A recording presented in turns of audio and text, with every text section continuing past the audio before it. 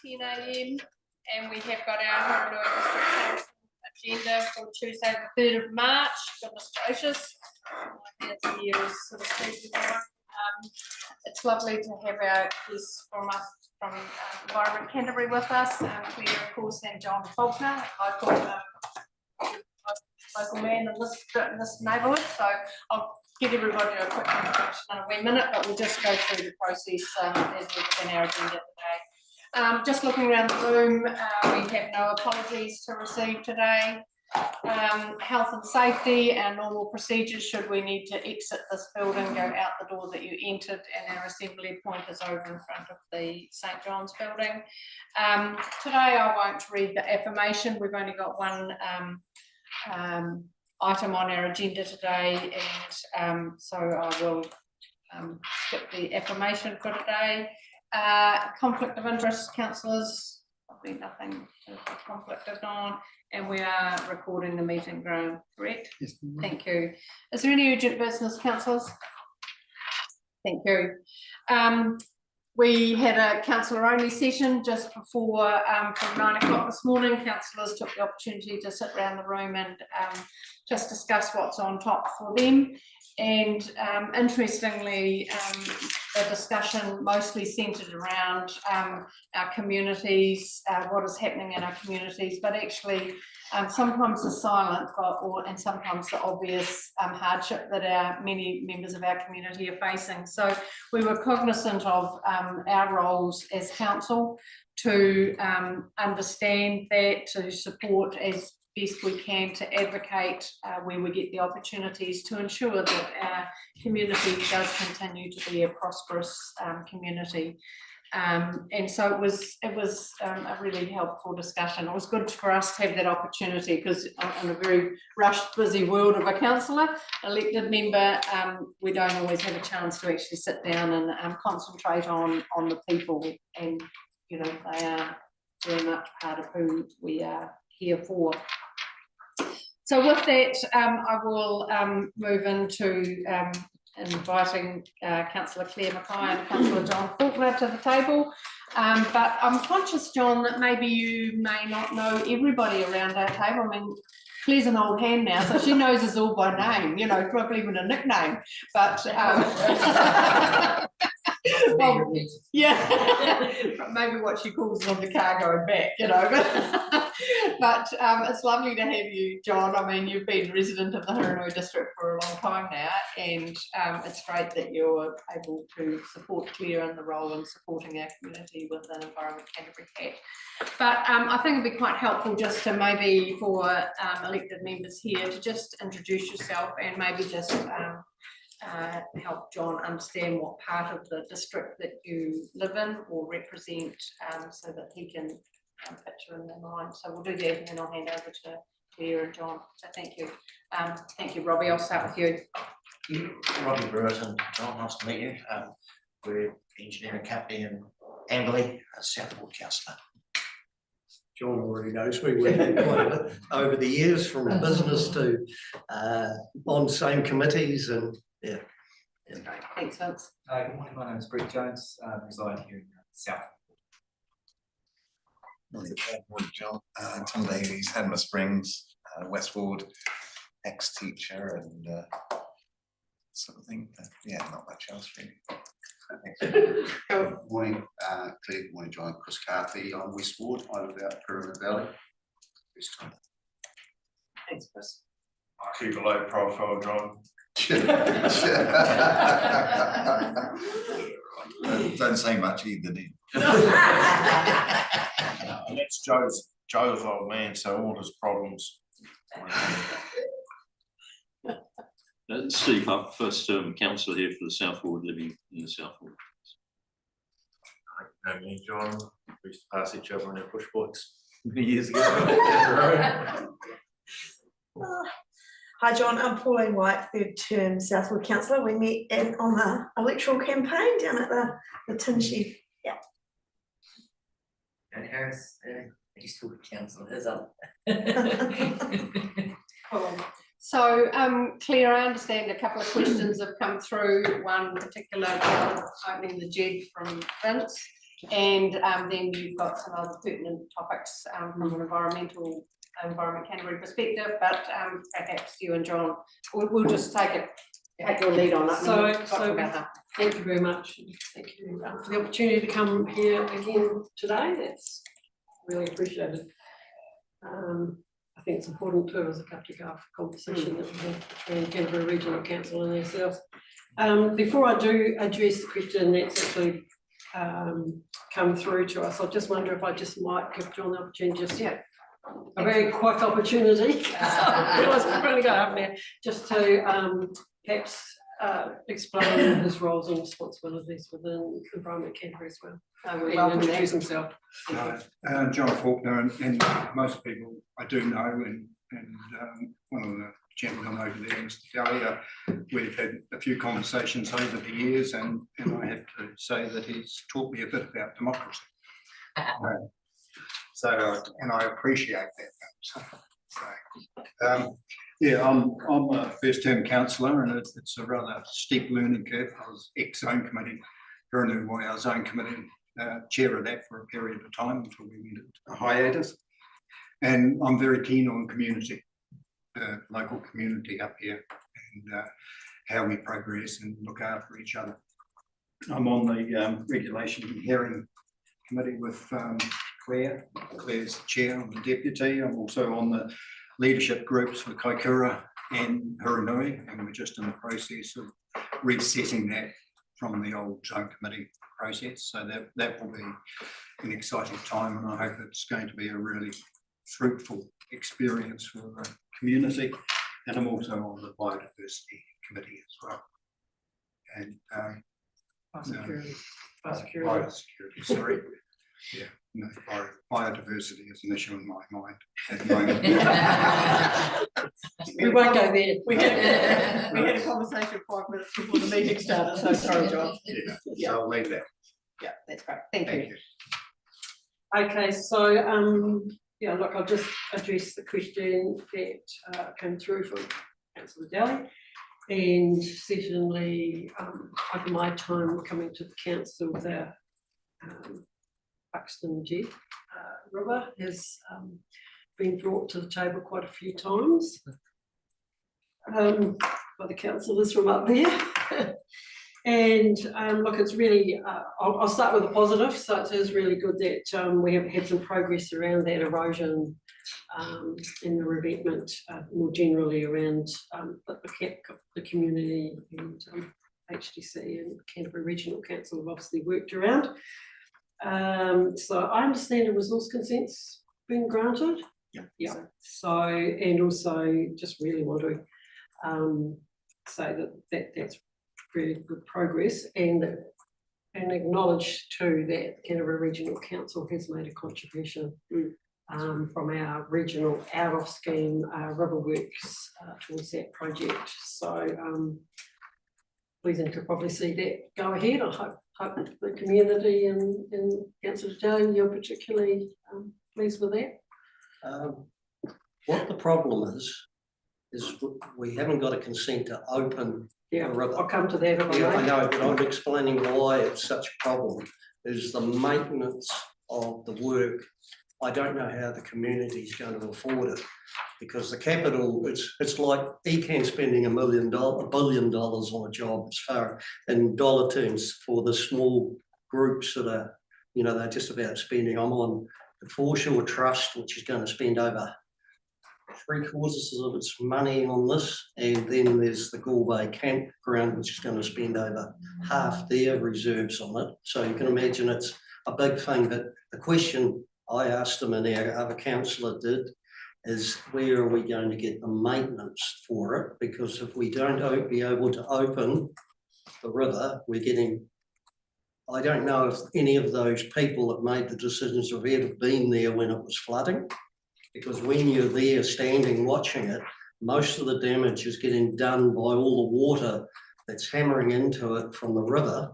And then you've got the sea as well washing in, and it's going to destroy that work in the first big flood, and the community be left with a mess which under the consent we've got to fix. Yeah. So- Thanks, Vince. So maybe if we just let Claire give Yeah. this So, story and you can raise so it. that's that part of it, and I don't know, I haven't got any details around that particular part of strengthening that riverbank and protecting the campsite, etc. But I am aware that you, and it was the question that actually came back, was around the opening of the river mouth itself, and taking it further north. And obviously there's been interest from the community or possibility of thinking around blocking the connection where the two rivers actually meet in the first place. And as I say, reinstating the river mouth opening to the sea further north where the gravel bar is actually low, as I understand it from the start. Our river engineers do have concerns with the thinking to actually block the connection. And their suggestion is that a more appropriate option may be actually installing a small groin to deflect the water in flood events. So that'll actually, their thinking is that it will actually direct high flows in flood event towards the opening. And I'm assuming that that's the current opening that is actually there. And they've obviously talked to you, as I understand it, staff have actually talked to you directly, Councillor Daly, and that they've explained that they can use authority under the emergency powers, the flood controller can, to obviously put in an excavator there, perhaps. But in all circumstances, ultimately a resource consent will be required for that opening work as well. So I hope that conversations are continuing between our staff and your staff, and we can get something that will work. I know if I just think about what's happened in Woodend, because the Ashley Rakahura River as well, I mean, that's quite a way north, and in high floods, that tends to back up, and the river tends to back up in the estuary and then of course flood the Waikaku area. And our staff have actually previously put a digger in there and taken down the shingle bank. They don't take it right down, but they take it down to what they think is an anticipated flood level so that it can actually get out and escape. So yeah, we don't normally put diggers in to open unless there's a real need. So yeah, but a resource consent will be a piece of work that needs to be done for that as well. So, sorry, can I just be clear? So a consent be granted to do the works required. The erosion stuff. Yeah, and then under emergency powers, still a consent is required to get in and get the digger in to open it up. It's basically retrospective. Oh, retrospective, okay. But it can be a lot, you can get one that covers a period of years. Yeah. But you can do a retrospective one if it's done as a flood control and emergency. There's so many fish hooks on that it's impossible to use. 3/4 of the year you can't actually allow to do it. So nature's got to work into the rules, and it doesn't. And you know, if it did, you know, it'd be great.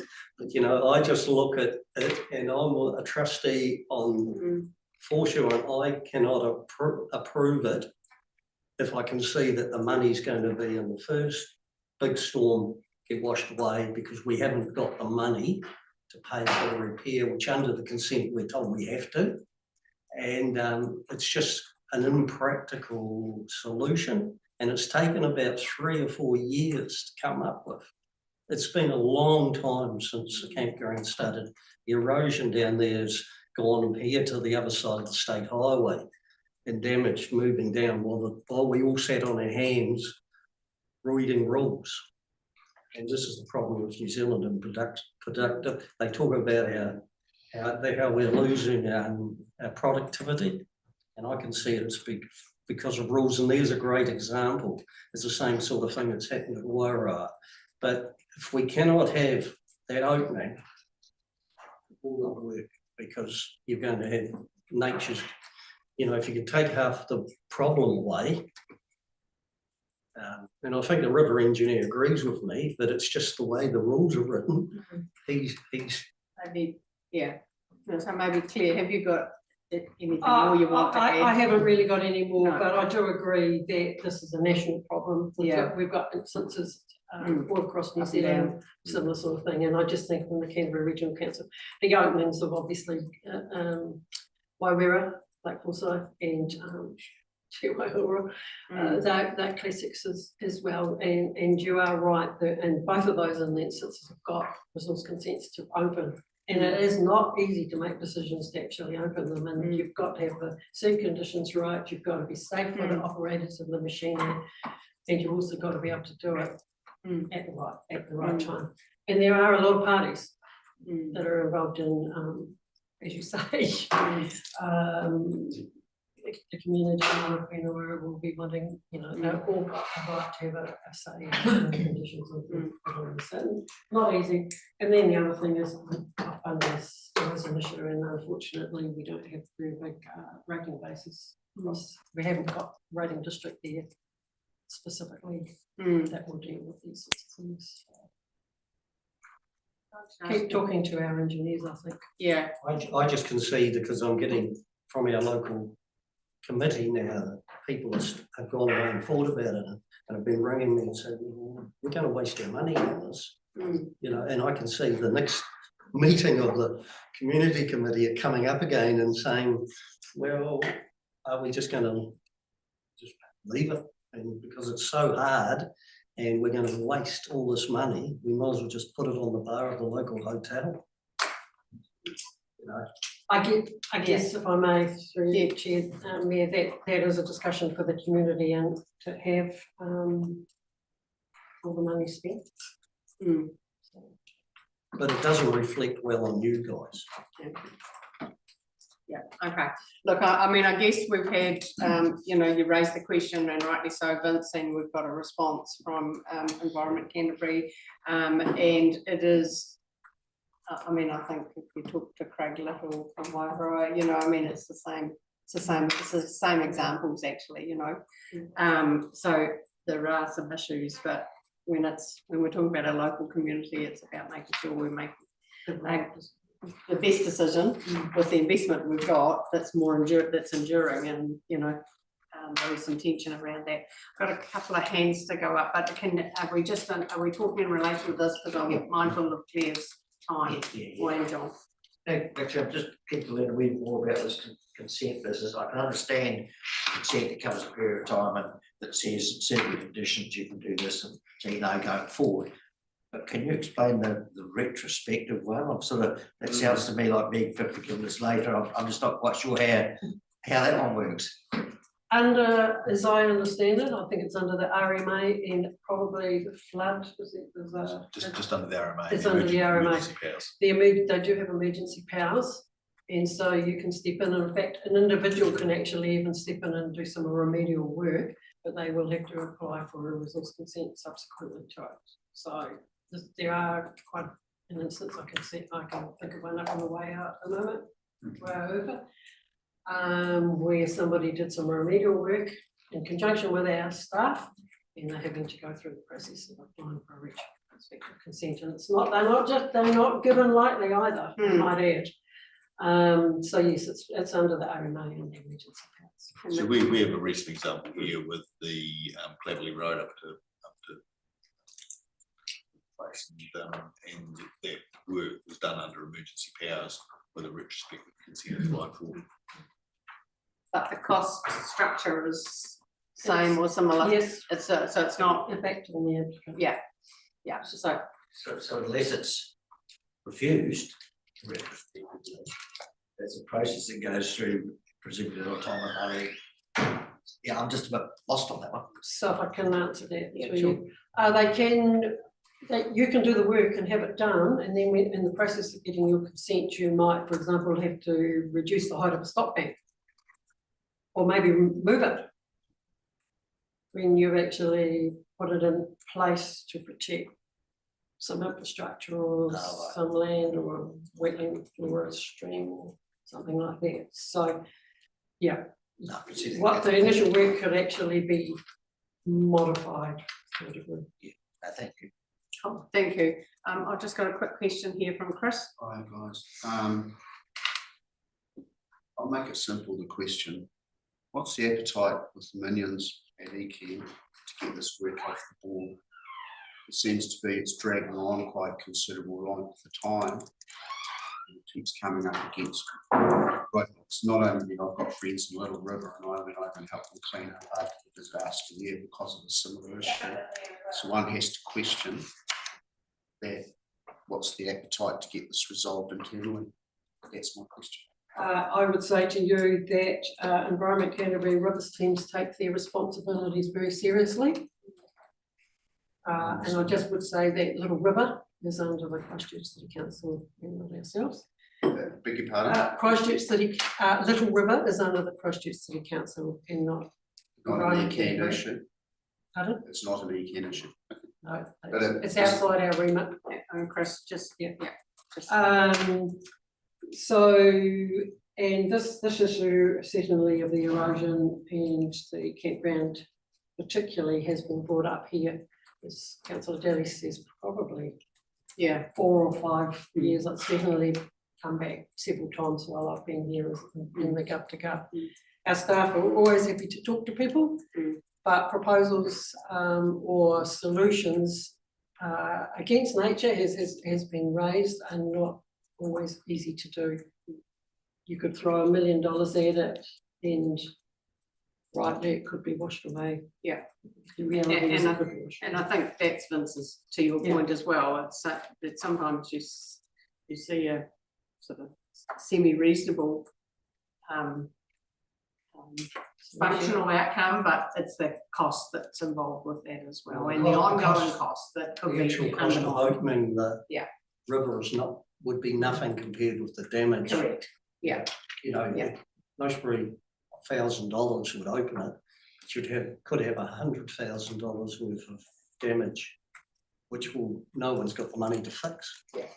So I think that's the issue that you're questioning within your own community. So I think the question you're raising, Chris, is who's been dragging the chain. I think there's been conversations, and it's actually finding that sweet spot to the best outcome. With due respect, Mayor, my question wasn't actually answered, but I accept the answer. Thank you. Yeah.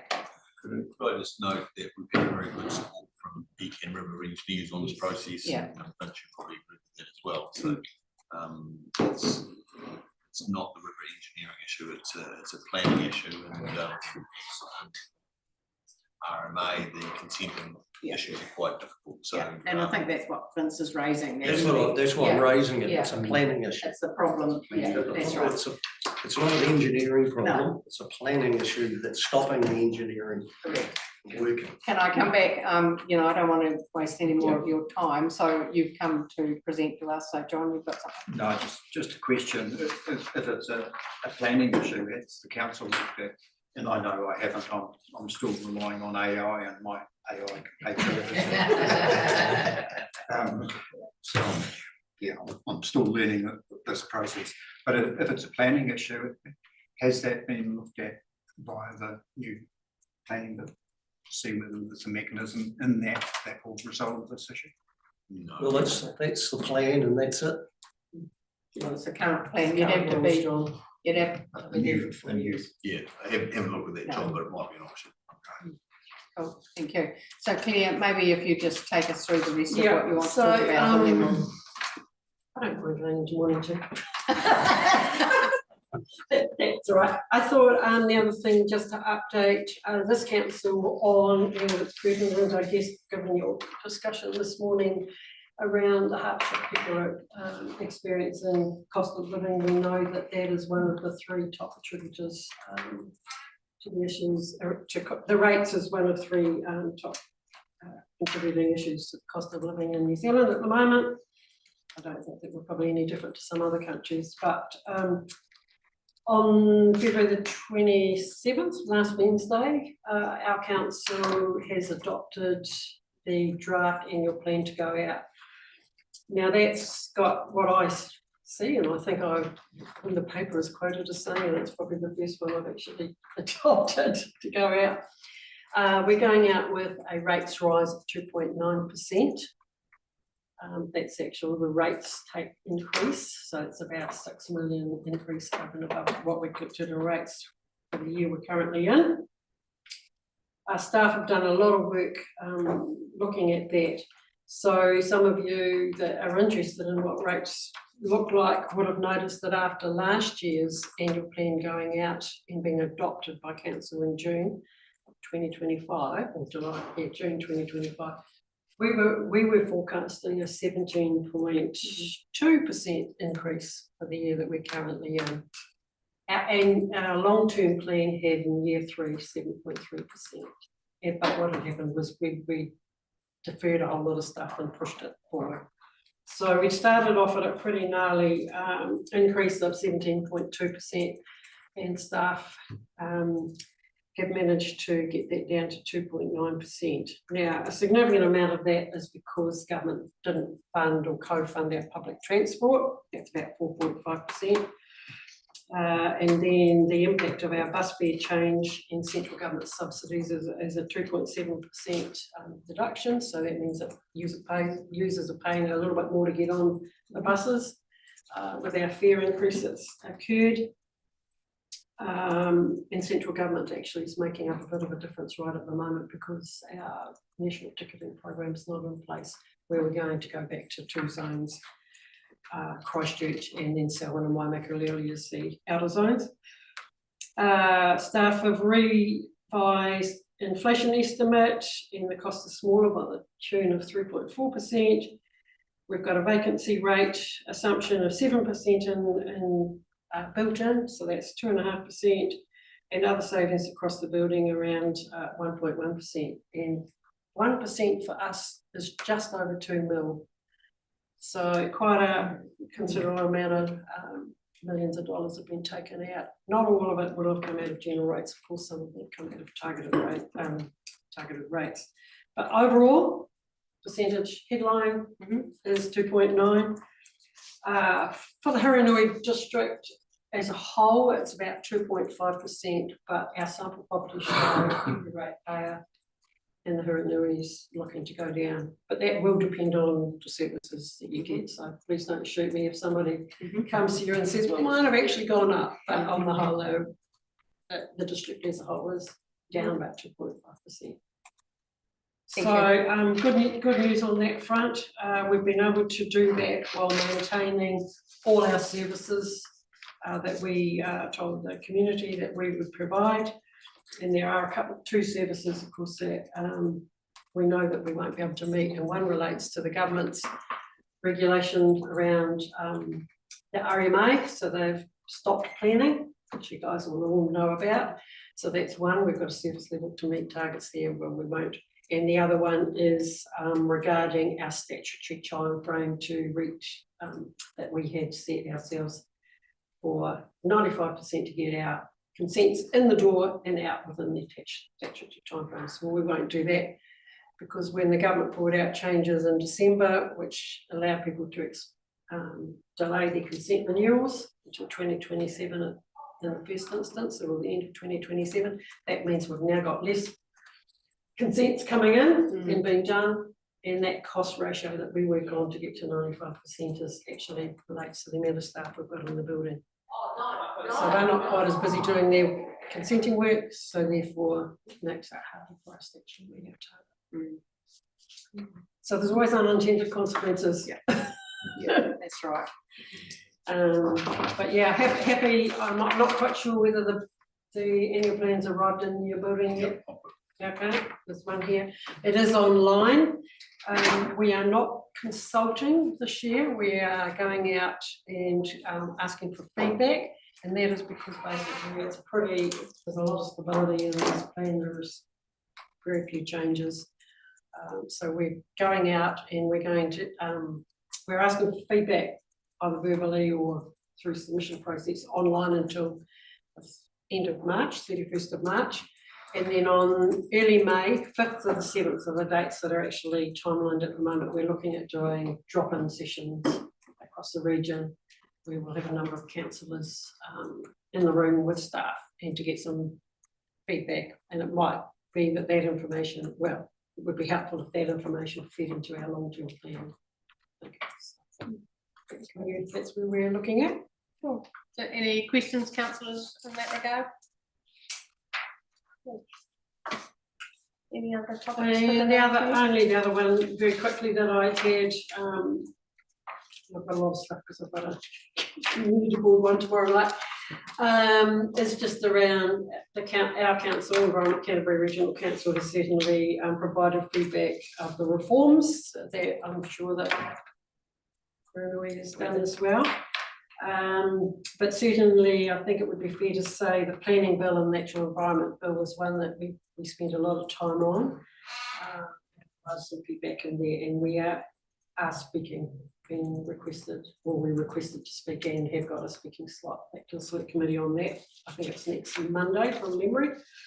So we've provided feedback on that, and also the regional governance reform, which I think our feedback pretty aligns with yours, except for we did, no, I wouldn't say except for, but one of the things that we did ask for, and that was that Environment Canterbury Regional Council councillors stay in place as governors until the end of this term, this triennium. So that was one of the strong points that we actually put in there. We all agree that we need to change. There needs to be some reform and local government restructuring. We also did put a submission back on the rates capping, which I'm sure you council did as well, and the emergency management reform bill. They're all online on our website, and the full submissions are there if anybody's of the mind to read them, got the time to read them.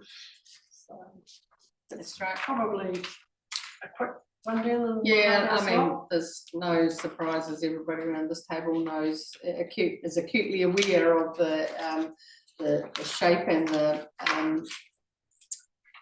pressure, I guess, with reform. And interestingly, you know, everybody's agreed that some reshaping needs to take place, but actually defining how that's going to take place is still an unanswered question in many ways. And perhaps these submissions that will sort of shake out some of, you know, how that might sit in the end, you know, but we're in a real period of volatility probably as a local government sector.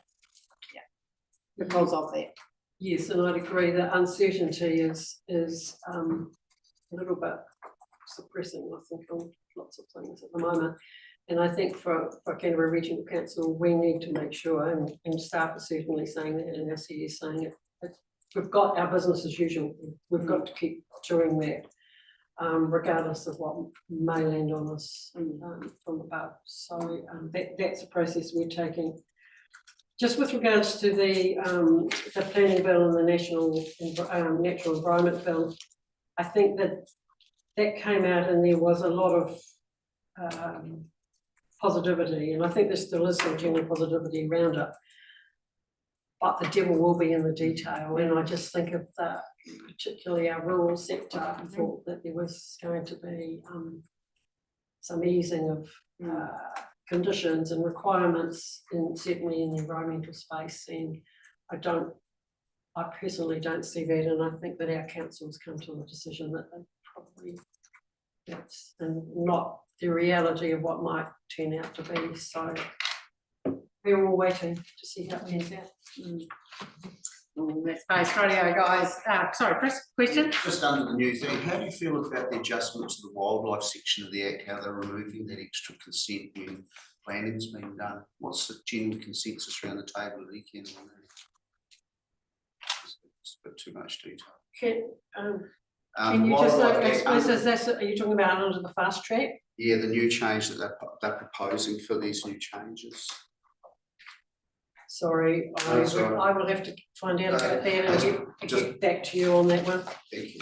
Yeah, no major, it's just interesting because as permits go out, they no longer have to have a set consent or agreement on that part of it. It worries me with wildlife getting just pushed to the side, not necessarily lizards and frogs. I'm thinking more about our bird life and life. That's no biggie, I was just curious. And I mean, it's, you know, we need to give clear Yeah, chance to actually, you know, perhaps do the research to actually understand what the issue is and what the potential outcome might be. So I don't expect you to make comment, Claire, that would be unfair. Thank you for raising it. Look, if there's no more questions, councillors, have you any final comments or anything to say? Claire, thank you for coming. Thank you, John, also for being here. It's great to have two councillors representing us in the Hiranui and Henry. And we look forward to, that ongoing partnership. It's been enduring to now, and I think we've got a real opportunity, no matter what pathways ahead of us. I think it's really important that we work closely together. Our synergies are strong, and certainly being stronger together is what we're aiming for. So thank you. Councillors, that's the end. We have no decision items. We ignore discussion or information items today, so I will draw this part of our meeting to a close, and we will be heading into some work. So the meeting's now closed.